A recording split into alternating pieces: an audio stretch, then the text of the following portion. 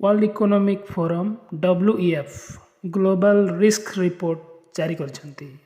एथिरे सहयोग करछंती mark Lennon एवं ज्यूरिक इंश्योरेंस ग्रुप। यह अनुसार विश्व सामना करुथिबा द्रुत प्रसारित रिस्क गुड़िक जहाँ आसंता 2 वर्ष जाए विश्व सामना करिवो सेगुड़िक हेउछि एक नंबर रे अछि मिस इनफॉरमेशन भूल तथ्य बा डिसइनफॉरमेशन भ्रमात्मक तथ्य।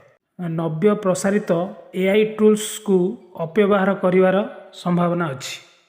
2024 और 25 रे अनेक देश रे पाखापाखि 3 अरब लोक निज सरकार बाछिबे एवं सेथिरे न्यस्त स्वार्थवादी गोष्ठी AI को व्यवहार करी मिथ्या वार्तार लहरी खेलाई पारंती, जहा फलरे नागरिक अशांति उत्पन्न हेबो एवं तथ्यर निर्विरोध प्रसार उपरे रोक लागिबो।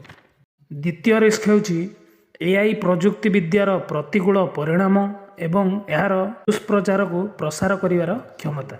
विशेषज्ञों मतरे दीर्घकालीन क्षेत्र में AI विभिन्न रिस्क उत्पन्न करिवार क्षमता रखे, जेपरिक डाटा प्राइवेसी उपरे प्रभाव एवं आर्थिक असमानता बढ़ाई पारे। आहुरी मध्य साइबर अपराधी मानकु अति जटिल आक्रमण करिवार माध्यम भावरे उभा हेई पारे। 3 नंबर रिस्क। तृतीय रिस्क हेउछि वैषयिक शक्तिर केंद्रीभूतीकरण। वर्तमान AI को व्यवहार करी अनेक गंभीर निष्पत्ति निया जाउछि, जहा लोकों जीवन को प्रभावित करुछि, किंतु एही टेक्नोलोजी किछि हाथगणती शक्तिशाली कंपनी भितर सीमित अछि।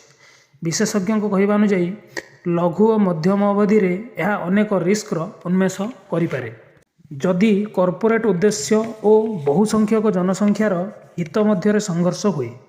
यही रिपोर्टटी हेउछि WEF रो ग्लोबल रिस्क रिपोर्टर 19तम संस्करण। धन्यवाद।